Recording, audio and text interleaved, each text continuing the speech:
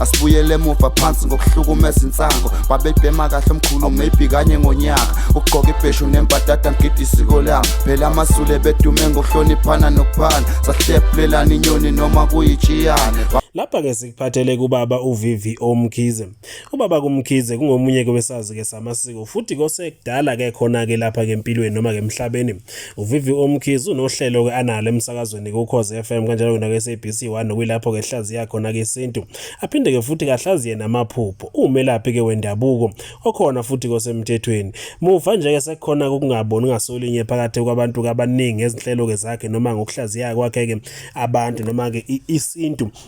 Kanjalo ke nezinkinga ke zabantu kunohlelo lapho kade ke baba uVVO Mkhize khona kwenzeka ke esigodleni ke sakhe la kwafika umuntu owayekade ke lethe ingane yakhe yayinenkinga. Lokho lolu hlelo ke lihambisana ke noma ke lenkinga ihambisana ke nomuntu osaleke ngokwemvela phinde kasaleke ke futhi ke ngokwesikere ukuthi kumama wakhe ke siko. Kodwa kuqaphele kakhulu ukuthi kubaba uVVO Mkhize uthi ke umuntu ke otheke wasaleka ngokwemvelo yilowo muntu ke lo ojwayele ukuhaqwa ke izinkinga eziningi usuke ephuma ke endaweni ke engcolile ukwehluleka noma ukwedlula ke lowo osuke etheke waphuma ke noma kwatsaleka ke ngokweskero. Awu babeke sebeshaya amakhala kabantu abaningi bathi cha ubaba uMkhize engazi ukuthi ke ugejile kodwa kube seqhubeka ke chaza ukuthi kwenzakalani uthi phela vele le ndawo ke ngcolile ngakho ke ayifanele ukuphuma kumuntu usho kubaba uMkhize ziswele nawo unengane ezu4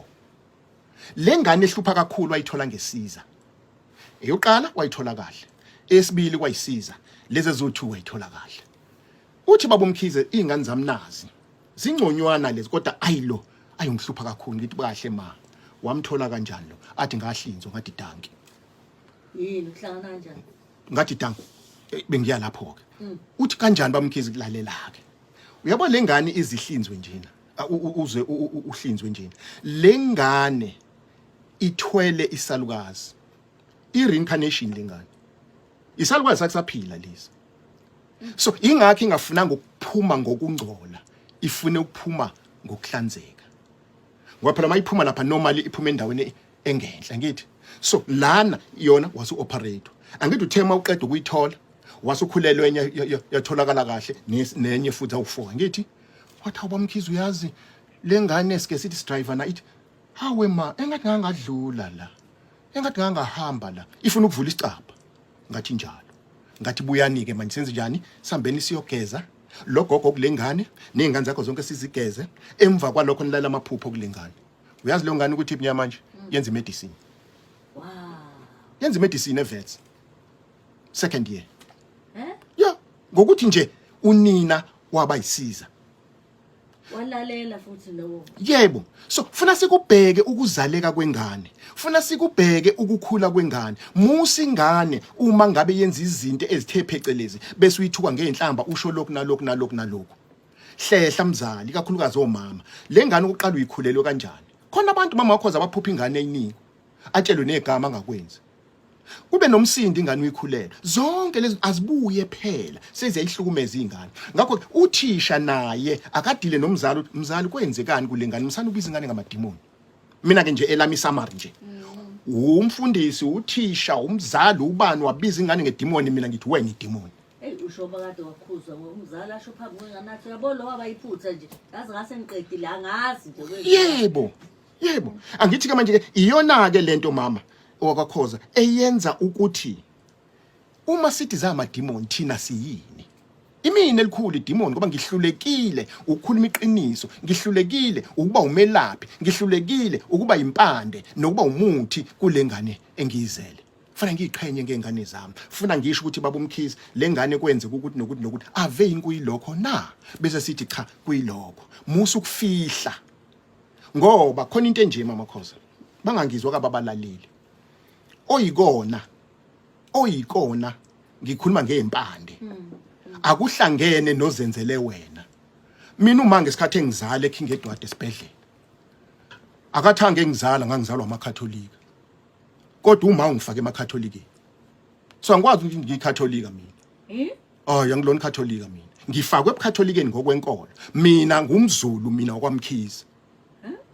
umehluko loyo njengoba uhleli lapho ududu wakwachiliza waganela kwabani kwakhoza kakhoza bakholwa kuphi bakholwe eZayoni ngiyalinganisa kodwa usona iSayoni umZulu wena kodwa ongene eBusayonini into embili ezahlukile lezo ngoba nje khona ukubizwa kuzobe ngathi sekuhla uhlobo lo yebo uyabona omnye umzali uzothi hayi thina sikwenzi lokhu kanti sigabane esincane sempilo yebo lapho uyabona mawuzothi mama akhoza ningangizwa kabi hayi thina sikwenzi lokhu enkolweni yethu uyinkolo noma umZulu uyinkolo noma umpedi uyinkolo noma umXhosa okuhamba phambili impande ubani ikona okuzophilisa ingane ikona okuzokwenza ukuthi izingane ziphile so ke ake sibuke lento siba abazali ezinganeni sizikhulisa izingane abantu abanomsebenzi onzima nomkhulu kakhulu yilabantu ababaholi kanjalo nabantu abasendaweni la izingane zibumbethe khona mistress lade bephuma nalezi izingane enkosi yami ngijabule ngafa ngathi buka nje miss abasebancane bahamba nazi ngabathi bambelanani eniphume kahle ngilandele ngathi mina nanguthisha nangukuthisha hayi lo ungane ngoba kwenzeka ukuthi angawarisheki bese yithuka nakhona ngifundise mina before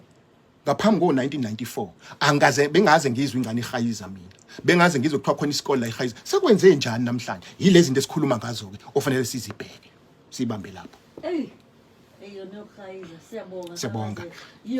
asibuyele emuva phansi ngokuhlukumeza insango babebhema kahle omkhulu maybe kanye ngonyaka ugqoka ibheshu nembadada ngigida isiko lami phela amasule bedume ngokuhloniphana nokuphana sahlephulelana inyoni noma kuyitshiyane